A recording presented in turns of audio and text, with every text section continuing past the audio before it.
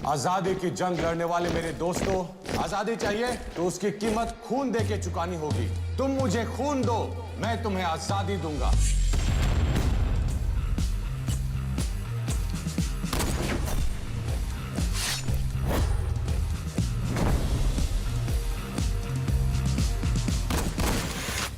INA की बागी फौजियों पर अंग्रेज देशद्रोह का मुकदमा चलाएंगे। उन तीनों के बचने के चांसेस कम हैं।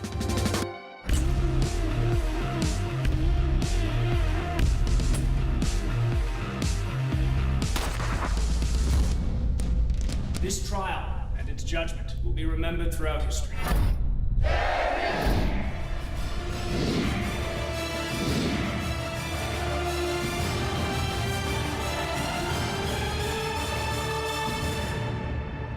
Hello everyone, I Aishwarya Kapoor along with the entire team of Rajya Sabha Television welcome you all to this special broadcast from the premises of Parliament of India. We are here today for a very special event. We are here today for a movie trailer launch. It is for the first time in the history of Parliament that a movie trailer launch is happening right here inside the premises of Parliament of India. And for that to happen, it indeed ought to be a very special movie. And indeed it is, because we are talking about Timanshu Dhulia's upcoming film, Rag Desh. Now this movie is going to be released on 28th of July. And the film stars Mohit Marwa. We also have Kunal Kapoor and Amit Saad in lead roles. The film is presented by Rajya Sabha Television and is being produced by Mr. Gurdeep Singh Suppal. Of course, the movie is set in the 1945 era, because it is about the three Indian National Army officers and the infamous Red Fort trial that took place in 1945 and 1946 that changed the course of the entire India's independence struggle. Of course, to talk more about this movie, we have with us a panel of guests on the red carpet right now. We have with us Dr. D.B. Singh, Secretary Rajya Sabha. Thank you so much, sir, for being here on the red carpet of the movie trailer. Sir, it is a very special occasion for all of us because the movie's trailer is being released inside premises of Parliament of India. What do you have to say about it? Rajya Sabha Television has ventured for the first time in making feature film in the critically but neglected area of events relating to freedom struggle, and we have considered it appropriate that it should be launched from the Parliament House itself, and that's why we are here at the launch of the trailer of this film from this Parliament House. Thank you so much, sir. Mr. Dhulia, you have made some fantastic films. You've directed films like Pan Singh Tomar, Sahib Baby or Gangster. What made you take up this particular topic, the infamous Red Fort trials that took place in 1945 and 1946? And how is it working and, making sure that people are transported back to that 1930s and 1940s era? Well, this project came to me. It was not that I had thought of it, and it was in my agenda that I'll someday make a film on Netaji's Indian National Army. Gurdeep Singh Suppal, we met in Delhi, and he said that I have two projects. I mean, you have to choose one. So I chose this, and I did this because I knew that I will never get this kind of opportunity. The typical Bollywood scenario, no producer or corporate house will kind of back and fund a film like this. And being a history student, I always wanted to do something on the freedom struggle, either 1857 or this. I think what INA did was a repeat of the 1857 freedom movement. And so I completely grabbed it with both hands. And I think people will like it because it's a very engaging, very entertaining film.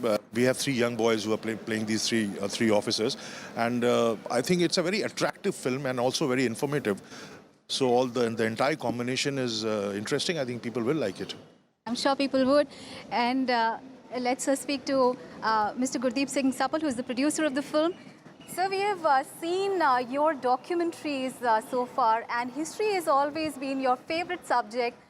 But what about this particular, because we're talking about the trials that took place in 1945 and 1946, what made you really take up this particular topic? First thing first, it's not a documentary. No, this I is said a that film. you No, have this is a film. associated. Because normally people will think that Rajya Sabha TV is producing it, so it will be a documentary on history. No, it's a proper cinema. Exactly. मज़ेदार film, जिसको कहते हैं ना कि film देखने जाओ तो मज़ा आना चाहिए. So I think we have made a film which represents the best in cinema today. And Rajya Sabha TV, we always had this idea, and supported by all the parties, that certain subjects only public sector broadcasters can take up. Right. And history is one of them, because the market does not support such subject. And even if it does support, then it is lot fictionalized.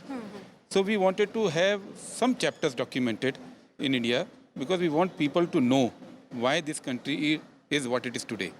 If we don't remember our history, if we don't learn from our history, then we are going to repeat the same mistakes that we repeated in past. But history can be read in books. Yes. History can be through documentaries. But certainly films are much more entertaining and interesting than books and documentaries, and that is why we made it. Absolutely. We are also hoping that this turns out to be a really captivating film. Mr. Rajesh Mishra, who's the chairman of Strategic Partner UF, is also with us. Mr. Mishra, now, how big an honor you think it is, because it is for the first time that, you know, any movie trailer launch is happening inside Parliament of India. A big honor, and as Mr. Dhulia earlier also said, that it is basically to honor the heroes of independence. Absolutely. So I represent UFO Movies, and we are a digital cinema company. We have a presence across almost 5,400 screens across India, and it is an absolute privilege to be associated with this historical film. Historical because this is a story which needed to be told, as sir said, and also because Rajya Sabha TV is doing it. It's happening here, right in this Parliament House. Absolutely historical moment, and I'm very proud to be a part of it. Thank you so much, sir. He's calling it a historic moment. And as Mr. Sapal was saying, that history has always been his favorite subject, but we have one of the leading actors of the movie who himself admitted that history was not one of his favorite subjects. We have Mr. Mohit Marwa, who's playing Colonel Sehgal in the movie. Mohit, it was not one of your favorite subjects, history, while you were in school. So did this movie change anything for you? It changed a lot for me. It changed a lot. I realized I have this passion for this subject, which was unexplored for all these years. And thanks to Raag Desh, thanks to Tigmanshu Dhulia, that, you know, I've found a new love in my life. All right, he found a new love in his life. Yes. But speaking about the shooting, obviously it must be a very difficult task for you to be transported. I mean, we were not born that time. Yeah. To that era. How did you feel that era while shooting? It was... So what I must tell you that I'm very, very excited to be here right now. I don't know when will I get a chance next to be in the Parliament. So thank you, Mr. Gurdeep Sapal, and thank you whoever's got us here. And it was a big honor for me to be associated with this film, especially at you know, such start of my career. I you know, read the subject and I thought you know, this story is educative as well as entertaining. So I think it's a deadly combination, and I had to be a part of it. Of course, so we would not like you to divulge everything about the movie, so we'll keep that for the trailer, official trailer that we're going to see in a short while from now. But of course, the movie looks to be very promising and very captivating, to say the least. And the best thing about the movie is it is capturing one of the most fantastic and one of the most interesting parts of the India's independence story that probably has not been explored too much earlier before this movie. And before wasting any more time, let's go across to my colleague Irfan. We'll start the official trailer launch of the movie in the Parliament of India. So gentlemen, shall we move in? Let's go in. Over to you, Irfan. Thank you.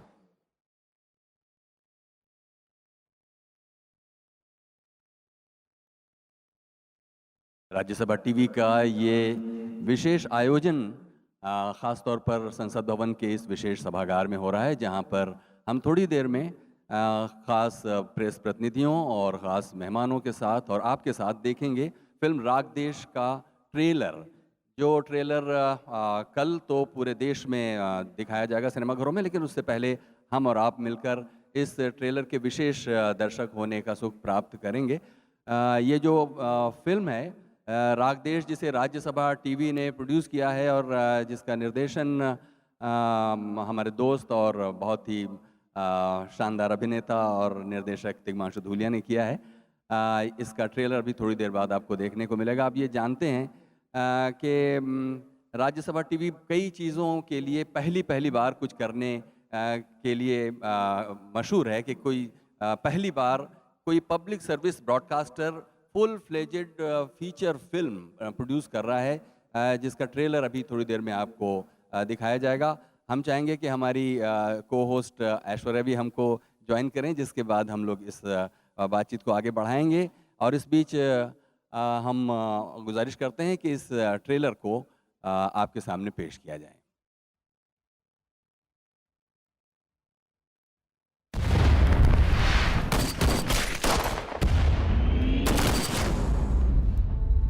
I think they're ready to surrender.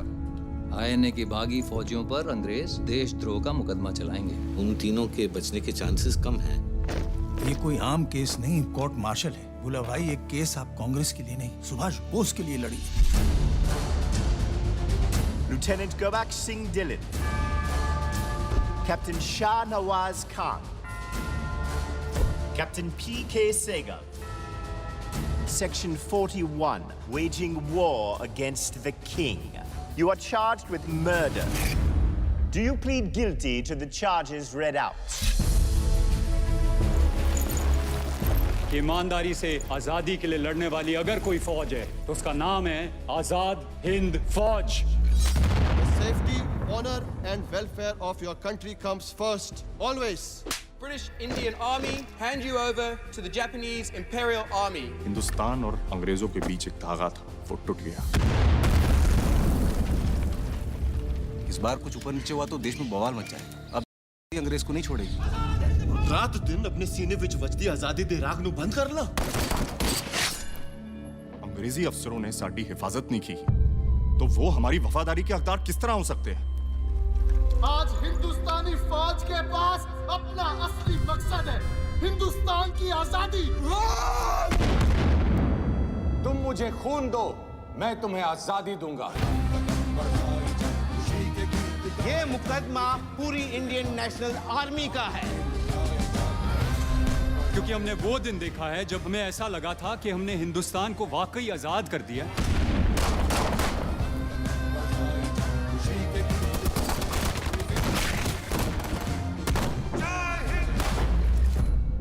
देश की आजादी की लड़ाई court में लड़ी जा रही है और इस वक्त पूरा देश एक साथ तैनात है।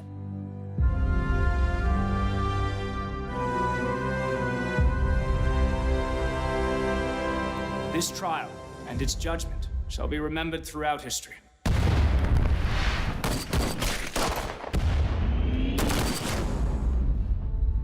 I think they're ready to surrender.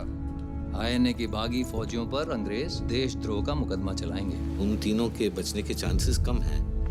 ये कोई आम केस नहीं, कोर्ट मार्शल है। बोला भाई, एक केस आप कांग्रेस के लिए नहीं, सुभाष बोस के लिए लड़ी।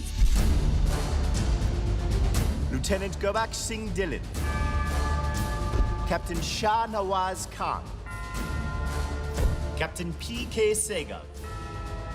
Section 41, waging war against the king. You are charged with murder.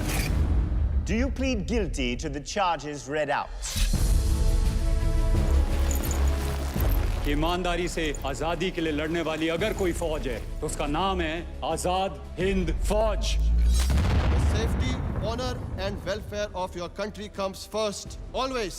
British Indian Army hand you over to the Japanese Imperial Army. Hindustan और अंग्रेजों के बीच एक धागा था, वो टूट गया। इस बार कुछ ऊपर नीचे हुआ तो देश में बवाल मच जाए। अब जनता किसी अंग्रेज को नहीं छोड़ेगी। रात दिन अपने सीने विच वजदी आजादी दे राग नू बंद कर ला। अंग्रेजी अफसरों ने साडी हिफाजत नहीं की, तो वो हमारी वफादारी के हकदार किस तरह हो सकते हैं? आज हिंदुस्तानी फौज के पास अपना असली मकसद है, हिंदुस्तान की आजादी। तुम मुझे खून दो, मैं तुम्हें आजादी दूंगा। ये मुकदमा पूरी इंडियन नेशनल आर्मी का है। क्योंकि हमने वो दिन देखा है जब हमें ऐसा लगा था कि हमने हिंदुस्तान को वाकई आजाद कर दिया।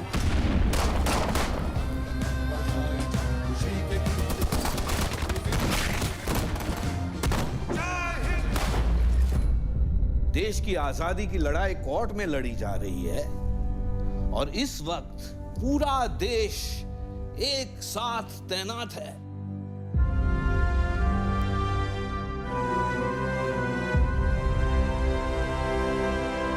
This trial and its judgment shall be remembered throughout history.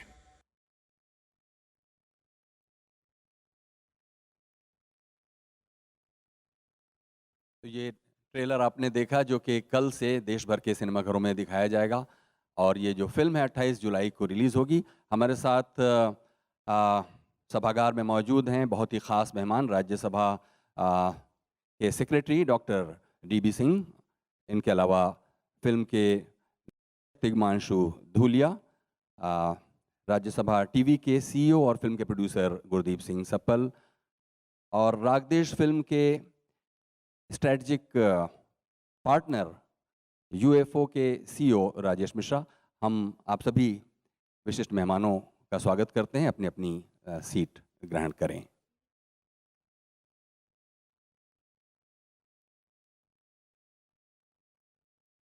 About real life heroes who fought the mighty war against the mighty British, capturing the valor, the camaraderie and the heroic struggle of men who fought and lost battle but won the independence for India. और जैसा कि मैंने अपने मेहमानों को introduce करते हुए एक बहुत ही ख़ास मेहमान, इस फिल्म के जो 3 हमारे नायक हैं उनमें से एक जो प्रेम सहगल का रोल कर रहे हैं वो भी हमारे साथ हैं, मोहित मारवा।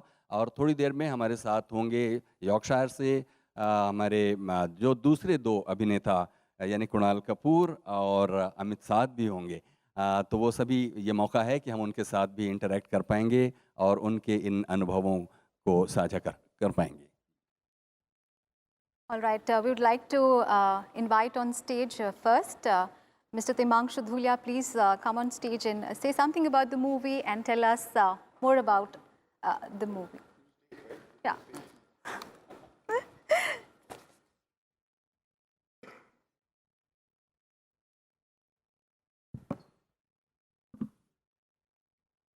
नमस्कार, मैं हिंदी में बोलूँगा।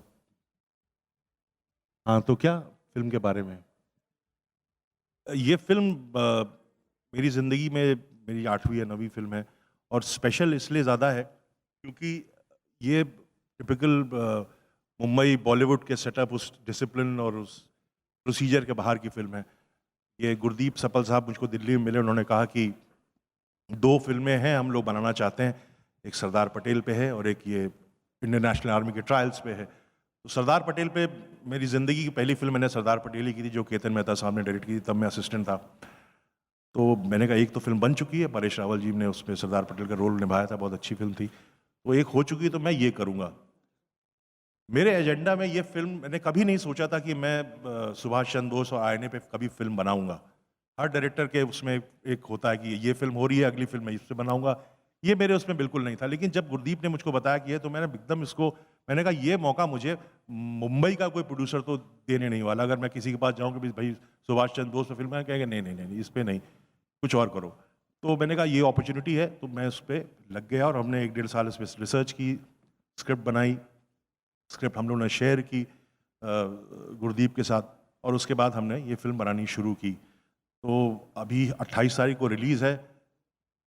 इस वक्त जिस तरह की बम्बैया फिल्में आ रही हैं, आती रही हैं, उनसे थोड़ी भिन्न है फिल्म, लेकिन एंगेजिंग, एंटरटेनिंग, इंफॉर्मेटिव और हिस्टोरिकल है। अब हिस्टोरिकल आपने सबने देखा है, ये हम लोग की फिल्में हिस्ट्री को किस तरह से तोड़ मोड़ कर अकबर भी गाना गाने लगते हैं, ये भी करने लगते हैं। तो माफ़ करिएगा, इसमें सुभाष चंद्र बोस गाना नहीं गा रहे।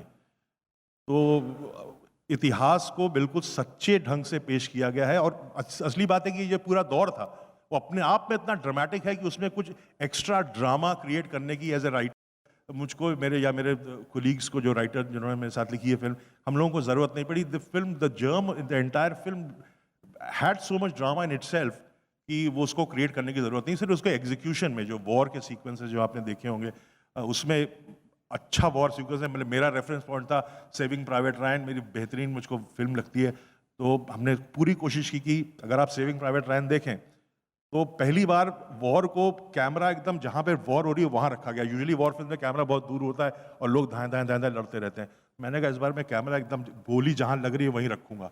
और इसके आप वॉर सीक्वेंस देखिएगा, मज़ा आपको बहुत आएगा। तो मेरे कहने का मतलब ये ऐसी फिल्म है जो आपको इन्फॉर्म भी कराएगी इतिहास के बारे में और आपको एंटरटेन और एंगेज भी बहुत करेगी। तो इतना ही मैं कहना चाहूँगा, बाकी All right, so if you think that Bollywood has been missing for war action genre for a while, then obviously this is the movie to watch out for.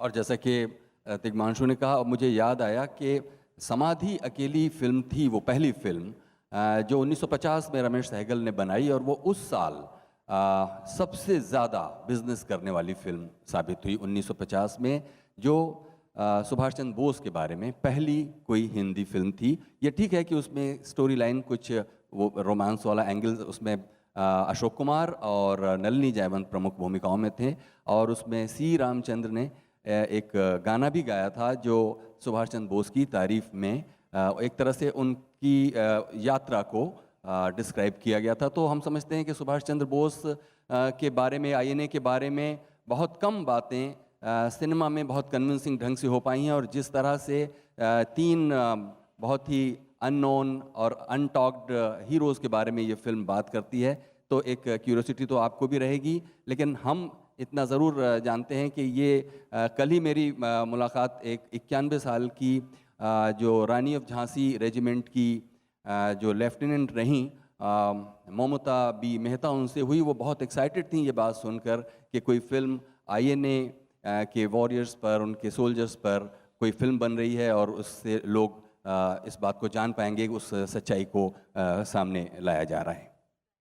And now we would like to invite Mr. Gurdeep Singh Sapal to say something about the movie. सबसे पहले तो आप सबका स्वागत। Parliament में पहली बार कोई film का ट्रेलर लॉन्च हो रहा है, और लगातार सवाल ये पूछा जा रहा है कि भाई राज्यसभा टीवी और फिल्म, ये कॉम्बिनेशन कैसे हुआ। तो राज्यसभा टीवी की जो ओवरऑल गाइडेंस है वो एक हमारी ऑल पार्टी कमेटी है जिसमें सारे लीडर्स हैं, इसको हम कंटेंट एडवाइजरी कमेटी कहते हैं। तो उसमें ये तय होता है कि चैनल क्या क्या करे, और उसमें दो समझदारी हम लोगों की डेवलप हुई।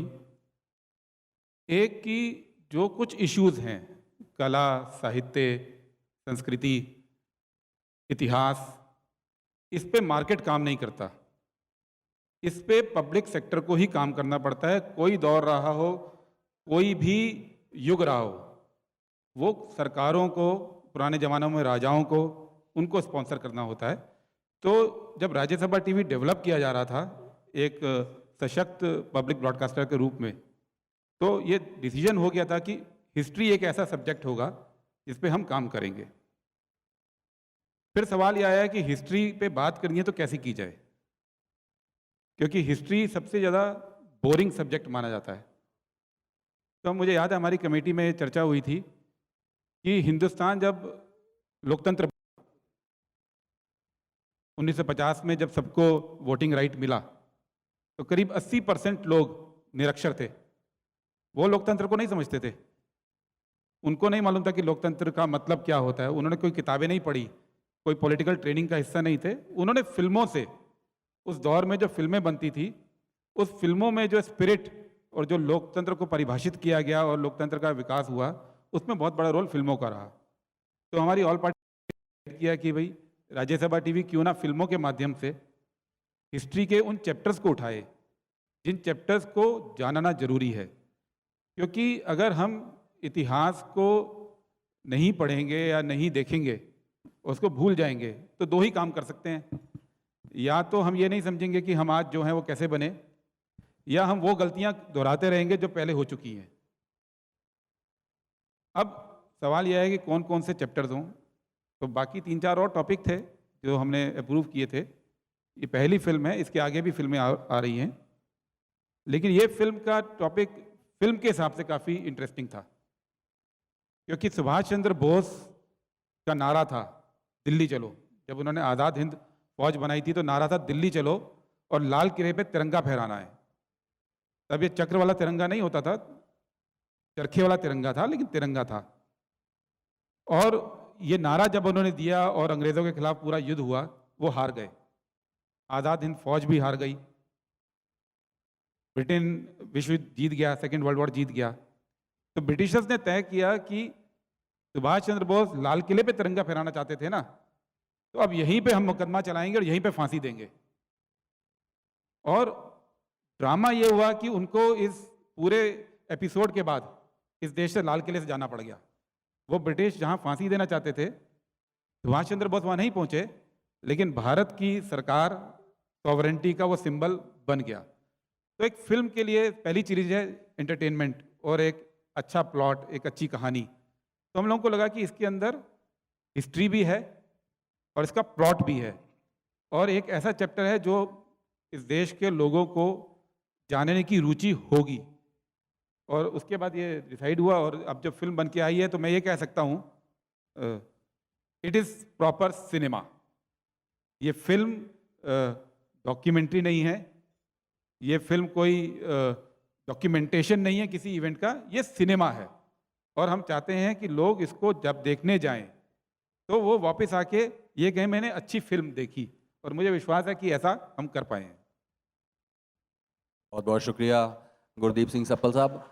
संविधान बनने के बाद और ख़ास तौर पर जब टेलीविज़न पर उसे सीरियलाइज़ किया गया तो दर्शकों की ये भरोसा और ये उम्मीद लगातार पुख्ता होती जा रही है कि इतिहास के विषयों को रोचक ढंग से और बहुत ही दिलचस्प ढंग से कैसे लोगों तक पहुंचाने का राज्यसभा टीवी ये काम कर रहा है।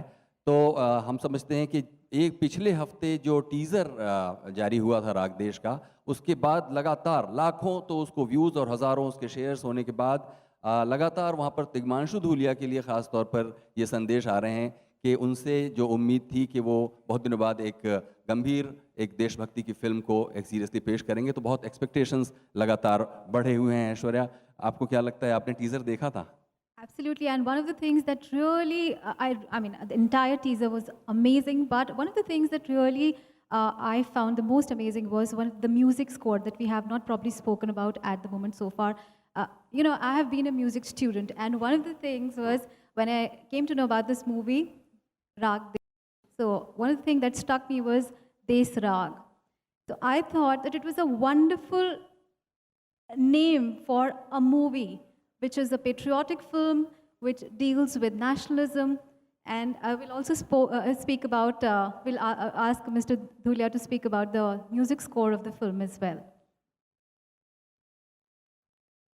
Yes, you're right. When we finished writing the film, everybody said, क्या टाइटल दें इसका, क्या हो। बहुत सारी फिल्मों के नाम सोचे जो पहले हिंदुस्तान में बनी, हकीकत, ललकार, ये सारे नाम आज के 2017 में बड़े अजीब से लग रहे थे। ये तो बड़ी बी साउंडिंग नेम है भाई, अच्छे नहीं लग रहे। तो बहुत मशक्क़त की, तो फिर ये मेरे को दिमाग, मैंने कहा इसका नाम रखते हैं राग देश। सबने कहा क्या क्या क्या क्या, मैंने कहा यार ये ट्रायल्स, ये आखिरी बड़ा मुक्का धक्का था अंग्रेजों को देश से निकालने का। इससे ही देश बना है। हमको आज़ादी इस जो घटना हुई इससे बनी थी। ये this is the song of the nation, राग देश। उसके बाद जैसे तुमने म्यूजिक के बाद इसमें 3 गाने हैं जो राम सिंह जी नेताजी के फौज में थे, जिनका आइकॉनिक कदम कदम बढ़ाया जा जो गाना है, उसके हमने 2 वर्जन्स बनाए हैं। 4 लाइनें कदम कदम बढ़ाया जाए, खुशी के गीत गाया जाए, ये जिंदगी है कौम की तो कौम पे लुटाया जाए, ये 4 लाइनें रख के बाकी के सारे लिरिक्स चेंज करके हमने एक सेम मेलोडी पे एक बना है और एक डिफरेंट एक सैड वर्जन है कदम कदम बढ़ाया जाएगा, जिसको हम लोग यूजुअली जहाँ पे वॉर सीक्वेंसेस हैं, जहाँ पे आईएनए के लोग को गोली लग रही है, मर रहे हैं, थोड़ा जो ट्रैजिक मोमेंट है, वहाँ पे हमने कदम कदम बढ़ाया जाएगा एक सैडर वर्जन किया है। और एक फिर हमने सोचा कि इसका नाम अगर राग देश है तो देश राग पे एक राग भी है, जैसे भैरवी है, शिवरंजनी है, वैसे एक राग देश भी है। तो राग देश पे भी हमने एक गाना कंपोज किया है। अभी है नहीं हमारे पास, लेकिन उसका जल्दी हम लोग एक सॉन्ग प्रोमो बनाएंगे तो उसमें आएगा, आप देखिएगा। बहुत ही ब्यूटीफुल गाना है वो, और मुझे लगता है वो एक एंथम बन जाएगा कुछ दिनों बाद देश का।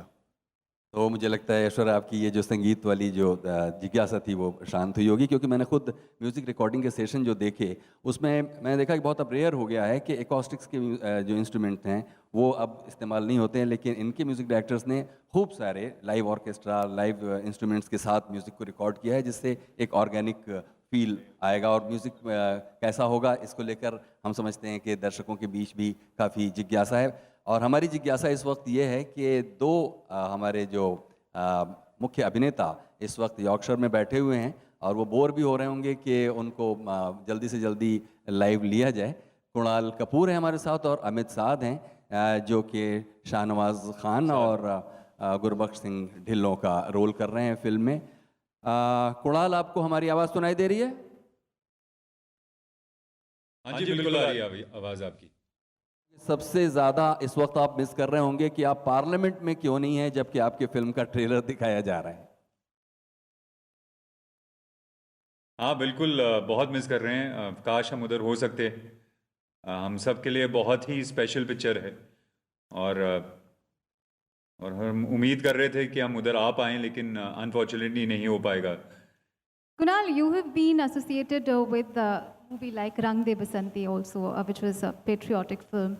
And now again, this is a periodic war drama which revolves around the last days of the Indian freedom struggle, where the war of independence is being fought not only inside the country but on the foreign lands as well. Tell us about your role in the movie. Well, firstly, you know, this really is the fastest I've said yes to any script. It was so powerful. I mean, I read the script and I immediately called Tishu sir and I said, I really, really want to do this. And really, it is after Rang De Basanti the most powerful script that I've heard. And when I read the script, you know, there were two things that happened. One was that I was really amazed by what the Indian National Army had done and the contribution that they had in our history. But at the same time, I felt a lot of shame as well because, you know, I felt this was such an important part of our history and there was such little information that I had about it. I mean, obviously, I'd heard about the Indian National Army, but, you know, the contribution that they made was something that I hadn't heard enough of. So there was also a feeling of feeling slightly shamed at the fact that, you know, we didn't know enough about such an important part of our history. And I feel like a movie like this is really, really important. Firstly, not only is it very entertaining, not only is there lots of drama, action, everything that a good film has, but at the same time, it's, you know, highlighting such an important part of our history, which I think the young generation really doesn't know anything about. So I feel like this is a really, really important film and I'm really happy to be part of it. All right, and this is the question to Mr. Amit Saad. Amit, a very good afternoon. Saad is free. You know, you're playing Captain Gurbaksh Singh. Hi, namaskar, sabhi ko. You're playing Captain Gurbaksh Singh Dhillon in the film. And, you know, when we saw the movie trailer, we could barely recognize you because you look so different. You're speaking Punjabi in the film. Tell us about your role in the movie. First of all, I think good afternoon. And मेरा सबको जो लोग parliament house में हैं सभी बड़े जन और जो लोग ये शो को देख सभी को मेरा नमस्कार एंड टिशू सर प्रणाम well thank you for the compliment and इस सब का श्रेय जो है वो टिशू सर को जाता है तिग्मांशु धूलिया को जो हमारे डायरेक्टर हैं and I am just very grateful to him कि उन्होंने मुझे एक ऐसा कैरेक्टर दिया एक ऐसी हिस्टोरिक फिल्म एक ऐसी कहानी में एक ऐसा पात्र दिया है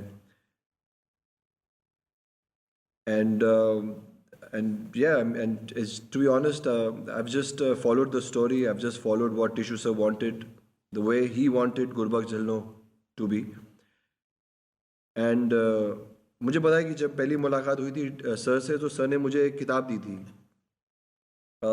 उस किताब का नाम था Into the Bones. It's like a biography of the great Captain Gurbaksh Dhillon. And like जैसे कुणाल ने कहा कि पढ़ के एक अलग सी एनर्जी जागृत हुई एक अलग सा पैशन एक अलग सा देश के लिए प्यार और कहीं ना कहीं बुरा भी लगा कि यार यू नो हम अपनी मॉडर्न लाइफ में इतने खो जाते हैं कि we kind of have forgotten all you know these contributions by these great men. So it's great to be a part of such a beautiful film. It's great to, you know, it's great it's coming out and people will get to see it. Thank you, Amit. और मेरा ख्याल है कि मोहित अगर इस बात को सुन रहे होंगे तो इस बात से एग्री करेंगे कि दोनों लोगों ने काफ़ी माहौल बोझिल बना दिया है, काफ़ी सीरियस जैसे लगता है हिस्ट्री की स्टूडेंट्स की तरह कुछ बयान दे रहे हो। आप कुछ माहौल को हल्का बनाइए। मोहित। Hello, Kunal and Amit. Can you hear me? They don't have earphones. Hi, now. Kunal. Hi, Mohit. How are you? What's up, bro? What's up? Yeah, I can't hear him. I'm missing you guys being here. What's up, man? Welcome Missing to you the, too, bro. Missing you too. Yeah. Welcome to the members of the media. It's an honor to be here at the Parliament. I don't know, like I was saying earlier, I don't know when will I get a chance to be here next. It was also a big honor to be a part of this film.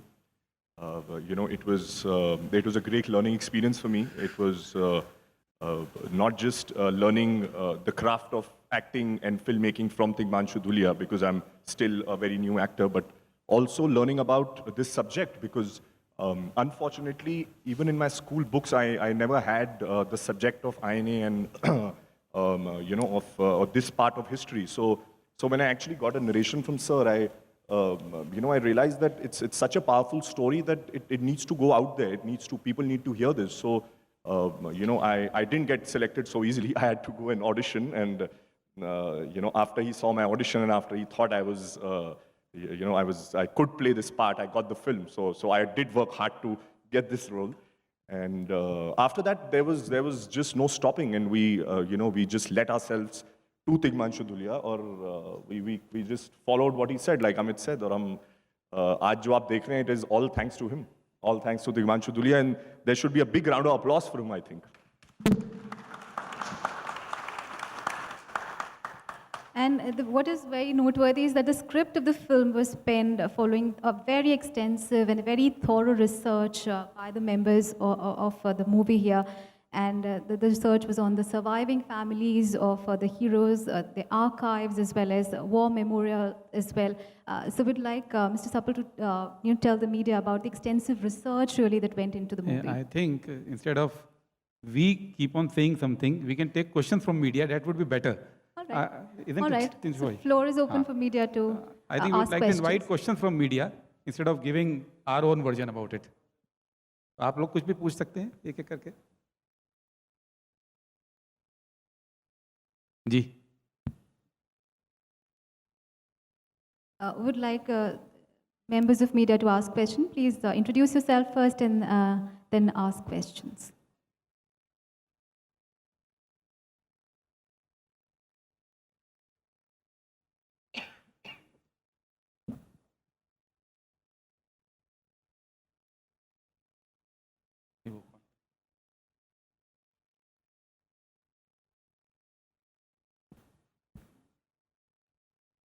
जब तक कोई सवाल नहीं पूछ रहा है ऐश्वर्या, तो हम ही क्यों ना कुछ सवाल शुरू कर दें ऑडियंस की तरफ से. अच्छा.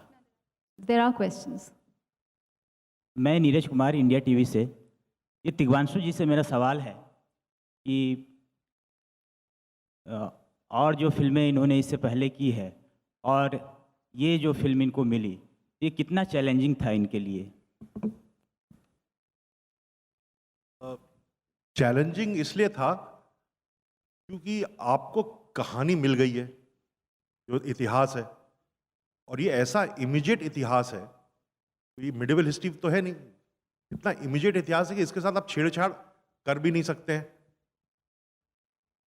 आईएनए के कई लोग उनकी फैमिली वाले हैं अभी, और बहुत कुछ लिखा जा चुका है सुभाष चंद्र बोस पे. तो चैलेंज वही आता है कि आपके पास अगर एक गिवन स्टोरी है तो उसको आप कैसे ड्रामेटिक, बिकॉज देखिए फिल्म का एक स्ट्रक्चर होता है जब आप लिखते हैं, या तो बैक एंड फोर्थ आगे पीछे चलती है, बैक की फ्लैशबैक से प्रेजेंट पे आए, या तो टिपिकल एक 3 एक्ट स्ट्रक्चर होता है, एक्ट 1, एक्ट 2, एक्ट 3, कि आप इंट्रोड्यूस करें, फिर एक प्रॉब्लम हो और थर्ड एक्ट में आप उसका रेजोल्यूशन करें, क्लाइमैक्स हो पिक्चर का, पिक्चर खत्म होती है. ये 2 ही स्ट्रक्चर होते हैं राइटिंग के. तो जब आपको कहानी मिली हुई है, अब इसको कैसे आप एक प्रॉपर स्ट्रक्चर फिल्म का दें, ये सबसे ज़्यादा चैलेंजिंग काम था. बाकी और वैसे चैलेंजेस नहीं थे, बिकॉज कॉस्ट्यूम के भी इतने चैलेंजेस नहीं थे. उस वक्त जो गाड़ियाँ होती थी, ऐसी गाड़ियाँ विंटेज कार दिल्ली में मिल जाती हैं, तो उस आर्ट डायरेक्शन, कॉस्ट्यूम, इन चीज़ों को लेकर पीरियड को क्रिएट करने में ऐसा कोई चैलेंज नहीं था. सिर्फ चैलेंज था कि आपको, क्योंकि मैं उस तरह की बॉलीवुड की रेगुलर फिल्म नहीं बनाना चाहता था कि जिसमें आप तमाम तरह के आप कॉम्प्रोमाइज़ कर दें, किसी को भी गाना गवा दें, किसी को भी मिला दें, कुछ भी हो जाए, वो मैं नहीं करना चाहता। मैं ये फॉलो करना चाहता कि हमारे देश में जैसे हॉलीवुड में काम होता है कि वो अपनी हिस्ट्री, अपने पॉलिटिक्स जो जहाँ पे है उसको लेके प्रॉपर मेन स्ट्रीम सिनेमा बनता है उनका, वो चलती हैं फिल्में। हमारे देश में ऐसा क्यों नहीं होता है? हम अभी तक क्यों नाच गाना चला रहे हैं? हंसते हैं वो लोग हमारी फिल्म देख के। तो मैं वो नहीं चाहता था करना। तो यही दो चैलेंज है कि आपको गिवन स्टोरी मिली है, उसको कैसे एक प्रॉपर एक सिनेमैटिक स्ट्रक्चर देके स्क्रिप्ट क्रिएट की जाए, ये सबसे बड़ा चैलेंज था। इससे पहले जो आपने फिल्में की हैं उनके डायलॉग काफ़ी पॉपुलर हुए हैं, क्या हम उम्मीद करें कि इस फिल्म के डायलॉग भी काफ़ी पॉपुलर होंगे? सर, सबसे बड़ा डायलॉग नेताजी सुभाष चंद्र बोस ने बोल दिया, तुम मुझे खून दो मैं तुम्हें आज़ादी दूंगा। इसके ऊपर मैं नहीं लिख सकता हूँ, इट इज़ बियॉन्ड मी। लेकिन हाँ, अच्छे डायलॉग्स हैं, बट उससे बड़ा कुछ नहीं है। धन्यवाद। Members of the media can also ask questions from Kunal and Amit also, who are joining us from Yorkshire. Hello, myself Shivani. I am from MH1 News. Amit, this question is for you. आपने इस film में turban बांधी है। एक पग बांधना सिर्फ एक बहुत बड़ी जिम्मेदारी होती है एक रोल के अलावा। तो क्या आपको कैसा फील हुआ जब आपको एज अ सिख प्ले करना था? Hi Shivani, how are you? I'm good. कैसी हैं आप? शिवानी, सबसे पहले तो बहुत सही सवाल है आपका। टर्बन पहनना एक बहुत बड़ी रिस्पॉन्सिबिलिटी है, but I think more than that मैं ये कहूँगा कि कैप्टन गुरबख्श ढिल्लों, उनका जो जहन है या उनकी जो आत्मा है या वो स्पिरिट को पकड़ना, वो बॉडी लैंग्वेज को पकड़ना, बिकॉज कैप्टन गुरबख्श ढिल्लों सिर्फ एक सिख नहीं थे, ही वॉज को एक हिंदुस्तानी थे। एंड मैं एक पता नहीं टिशू से इजाज़त दें तो मैं एक लाइन बोलना चाहूँगा पिक्चर से, उससे आपको थोड़ा अंदाज़ा होगा कैप्टन गुरबख्श ढिल्लों के व्यक्तिगत के बारे में, उनकी सोच के बारे में। तो अपने फादर को एक्चुअली बोलते हैं कि मैं अकाली पार्टी ते लकीर ते चलन वाला सिख नहीं हूँ, मैं सब तो पहला हिंदुस्तानी हाँ। Coming back to your question, I will also give the compliment to the costume department, everyone, Tulika ma'am, and the whole team. I think just precision के साथ उन्होंने कपड़े, uniforms, weapon, and want to also thank all those people who were there to tie my pagdi, who made sure, went through so much pain and research to make sure that whatever we depict only glorifies and earns respect. So yes, there's a lot of thought put in it. I just hope that when you guys watch the film, जब आप सब film देखें, आपको ये सब चीज़ें notice हों और फिल्म आप लोगों को अच्छी लगे. Okay, my next question is for Kunal. Hi Kunal, this is Shivani from MH1 News. Hello, how are you? Kunal, Hi Shivani, क्या हाल है? I want to ask, जब आज़ाद हिंद फौज के इस लड़ाके का रोल आपको दिया गया, तो आपका कैसा रिएक्शन था और आपको कितनी मेहनत लगी इस रोल के लिए? जी, जैसा मैंने कहा पहले कि मेरा रिएक्शन यही था, इमीडिएट रिएक्शन था कि मैं ये पिक्चर का हिस्सा बनना चाहता हूँ और I was very very excited to do this role. और जहाँ तक रिसर्च का सवाल है, इस पिक्चर के लिए मैंने बहुत ज़्यादा मेहनत की है। जैसे अमित ने कहा, बॉडी लैंग्वेज, उस दौर की बॉडी लैंग्वेज पकड़ना, शाहनवाज़ खान का एक्सेंट पकड़ना, क्योंकि वो रावलपिंडी के आसपास से थे, तो वो एक्सेंट को पकड़ना, उसके लिए बहुत मेहनत की मैंने।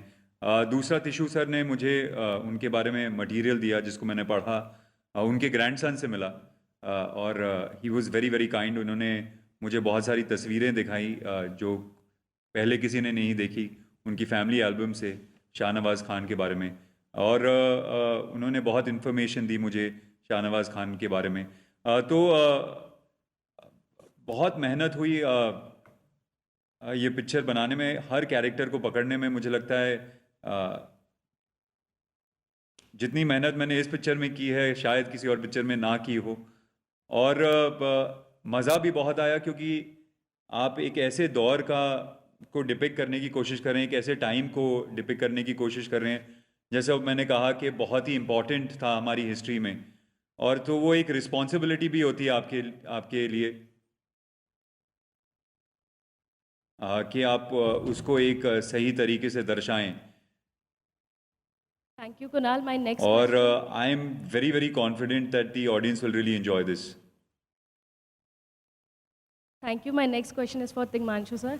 सर, इरफान खान, मनोज वाजपेयी और नवाजुद्दीन सिद्दीकी जैसे कलाकारों को आपने ऐसे रोल्स दिए हैं अपनी फिल्म में जिसके बाद उनको एक अलग पहचान मिली है। तो इस फिल्म के बाद कुणाल, अमित और मोहित, क्या इन्हें भी कोई एक अलग पहचान मिलेगी? मैंने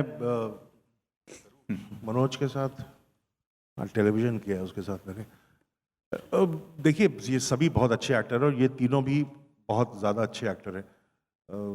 इरफान, मनोज, नवाज, इनका थोड़ा थिएटर का बैकग्राउंड है, नेशनल स्कूल ऑफ ड्रामा के हैं, मैं खुद नेशनल स्कूल ऑफ ड्रामा का पास आउट हूँ।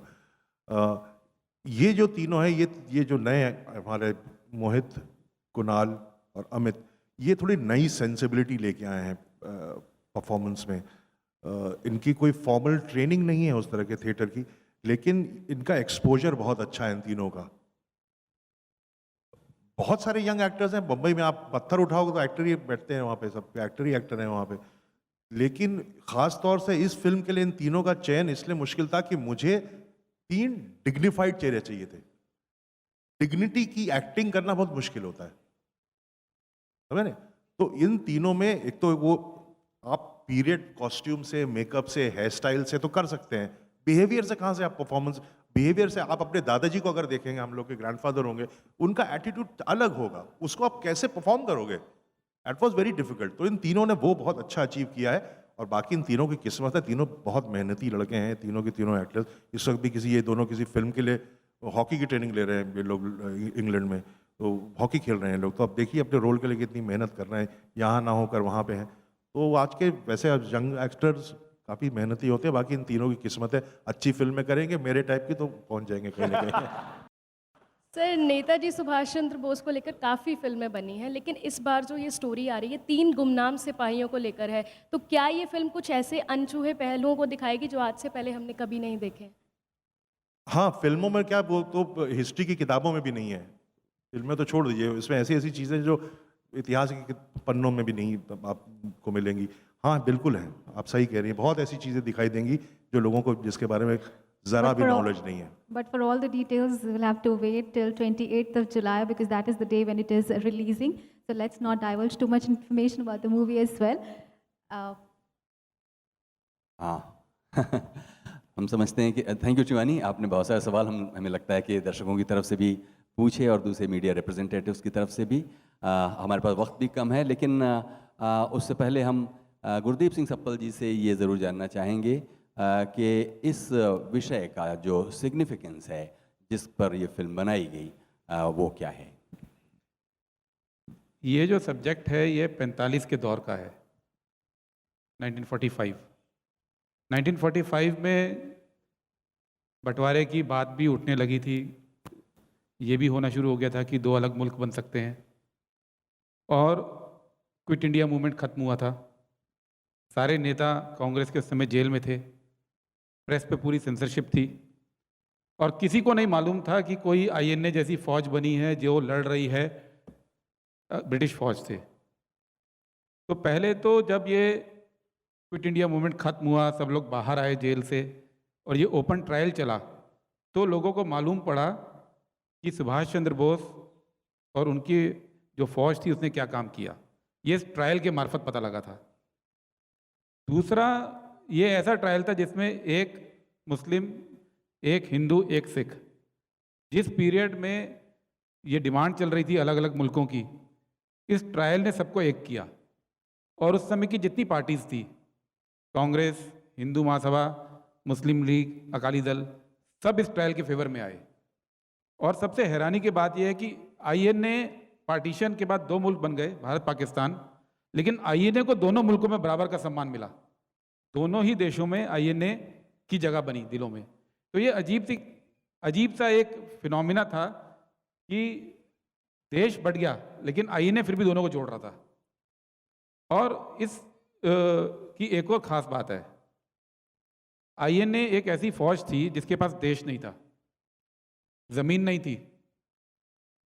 बहुत कम दुनिया में ऐसे युद्ध हुए हैं कि फौज है पर उसका देश नहीं है। फिर फौज हारी लेकिन कोर्ट की डिबेट में देश का कॉन्सेप्ट जीत गया। यह साबित हुआ कि देश क्या है, राष्ट्र क्या है, देशभक्ति क्या है, लॉयल्टी क्या है, राष्ट्रवाद क्या है। ये सारे सवाल उस कोर्ट ट्रायल में आए थे और वो सवालों को इस फिल्म के मार्फत हम लोगों ने आगे रखने की कोशिश की है।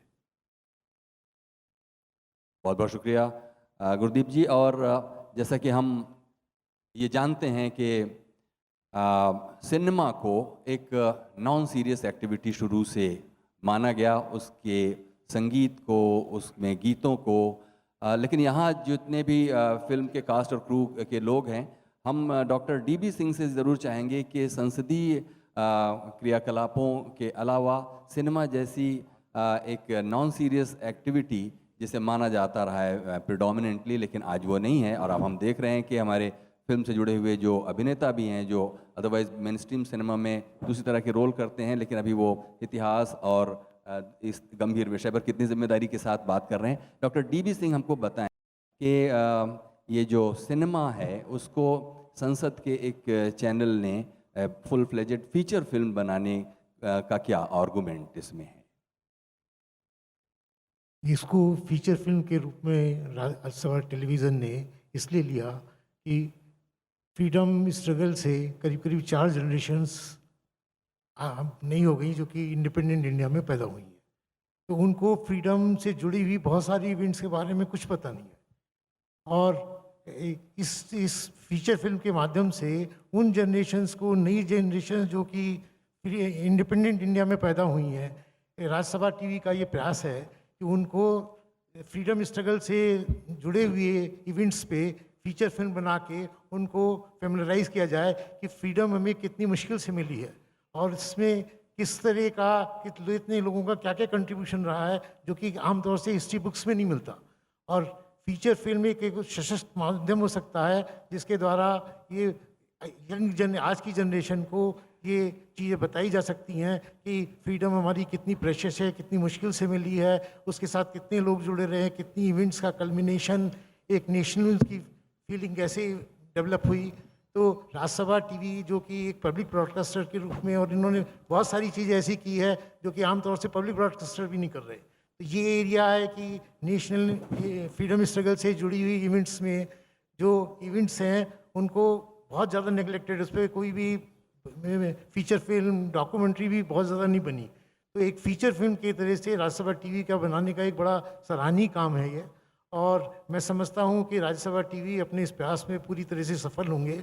और इसका बिजनेस मॉडल भी, अगर फीचर फिल्म के माध्यम से हम अपनी प्रोडक्शन कास्ट भी रिकवर कर सकते हैं तो इस तरह की और फिल्म बनाने का हमें एक रास्ता खुल जाएगा और बिना पब्लिक एक्सचेकर को ड्रेन किए। तो इस तरह से ये एक बहुत ही सराहनीय राज्यसभा टीवी का एक making of the constitution of India एक डायमेंशन थी जो एक नया काम किया। एक नया काम है कि फीचर फिल्म के माध्यम से ऐसी इवेंट्स को जो कि हमारे फ्रीडम स्ट्रगल से जुड़ी हैं या जो अनटच्ड रही हैं, दे आर क्रिटिकली इम्पॉर्टेंट, उनको पब्लिक के सामने लाया जाए और उनको एक नए नज़रिए में पेश किया जाए। और मैं समझता हूँ कि अगर ये पिक्चर अपने इस ऑब्जेक्टिव में सफल होती है तो ये राज्यसभा टीवी की एक बहुत बड़ी कामयाबी होगी। और बहुत बहुत शुक्रिया ऐश्वर्या। लेकिन हम चाहेंगे कि ये जो दो लोग बहुत देर से हमारे साथ मौजूद हैं और जिनके साथ बात करके हमें बहुत मज़ा आया, इनको हम शुक्रिया कहें और उसके बाद फिर आप राजेश जी की तरफ बढ़ें। क्या कहती हैं? Right, definitely. Thank you so much. बहुत बहुत शुक्रिया कुणाल और Amit. Thank you so much and we would like now. Thank you, बहुत बहुत शुक्रिया। Thank you. Alright, and now we would like to invite Mr. Rajesh Mishra, strategic partner UFO's chairman, to say a few words about the movie because, you know, we've already spoken, Mr. Sapal has spoken about this epic trial that took place in 1945 But Anurag Desh really brings to life that epic trial and paved the way for India's freedom as well as those meteoric times. Good afternoon, everyone. I would just like to say that I am from UFO Movies India Limited, and we are a digital cinema company and have presence across 5,400 screens across India. And I must congratulate the government, the Rajya Sabha TV, Sapalji, for taking this initiative to make films like this. And it takes a special type of passion and courage to make such films. These are very, very special films which will pave the way for future generations of filmmakers also. So Tissue is going to be, I think, trend-setting director in this regard. I strongly believe that this is a story which was needed to be told, and it is sad that in our education system also, there is very little information about the Indian National Army. While there are references, one has no idea about what they have been through, how they came about and how it went through. So it is a great and special film. They have maintained, what is extremely good about this film is, when I saw it, was that while making this film, they have not compromised either on the entertainment quotient, nor have they compromised on the integrity of the subject. So it is a tribute to the filmmaking team, the cast and the crew, and I wish them all the success. And as I said, this is a very special film, and it deserves a special type of treatment for marketing and for distributing it. And we are very privileged to be a part of this historic journey. Thank you. Thank you so much, sir. So it was a pleasure speaking to all of you, and it was a pleasure having you all in Parliament today for the launch of a trailer of Anurag Desh. I hope to see you all with your families on 28th of July in cinemas near you. Thank you so much for your time, but before going, can we play the... हाँ, क्योंकि trailer एक ऐसी चीज़ है जो बहुत छोटे duration का होता है और मेरी लाइट ऑफ कर दीजिए प्लीज, सारी लाइट, झूमर उमर भी ऑफ कर दीजिए हो सके। हाँ, तो ट्रेलर चूंकि बहुत छोटे ड्यूरेशन का होता है और बहुत सारे हमारे दोस्त देर से भी पहुंचे, तो ये मौका है कि दोबारा हम ट्रेलर एक बार फिर से Absolutely. Can we have the trailer, please? Show off the lights.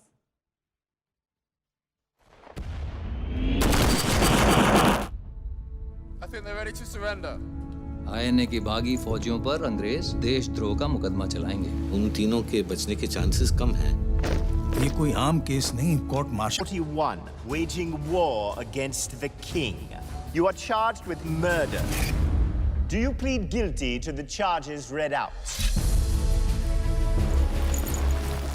ईमानदारी से आजाद नहीं, सुभाष बोस के लिए लड़ी। Lieutenant Gobak Singh Dhillon, Captain Shah Nawaz Khan, Captain P.K. Sehgal. कोई फौज है तो उसका नाम है आजाद हिंद फौज। The safety, honor and welfare of your country comes first, always. British Indian Army hand you over to the Japanese Imperial Army. Hindustan और अंग्रेजों के बीच एक धागा था, वो टूट गया। इस बार कुछ ऊपर नीचे हुआ तो देश में बवाल मच जाएगा। अब जनता किसी अंग्रेज को नहीं छोड़ेगी। रात दिन अपने सीने विच वजदी आजादी दे राग नु बंद कर ला। अंग्रेजी अफसरों ने साडी हिफाजत नहीं की, तो वो हमारी वफादारी के हकदार किस तरह हो सकते हैं? आज हिंदुस्तानी फौज के पास अपना असली मकसद है, हिंदुस्तान की आजादी। तुम मुझे खून दो, मैं तुम्हें आजादी दूंगा। ये मुकदमा पूरी इंडियन नेशनल आर्मी का है, क्योंकि हमने वो दिन देखा है जब हमें ऐसा लगा था कि हमने हिंदुस्तान को वाकई आजाद कर दिया।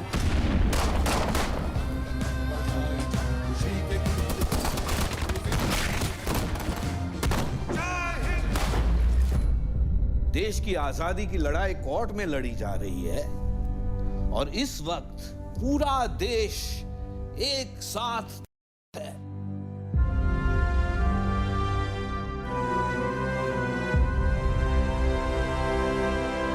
This trial and its judgment shall be remembered throughout history. आजादी की जंग लड़ने वाले मेरे दोस्तों, आजादी चाहिए तो उसकी कीमत खून दे के चुकानी होगी। तुम मुझे खून दो, मैं तुम्हें आजादी दूंगा।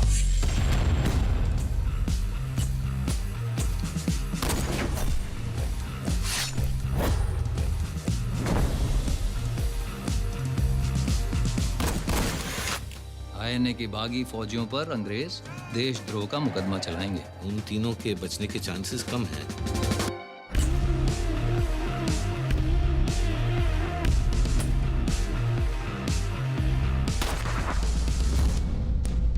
This trial and its judgment will be remembered throughout history.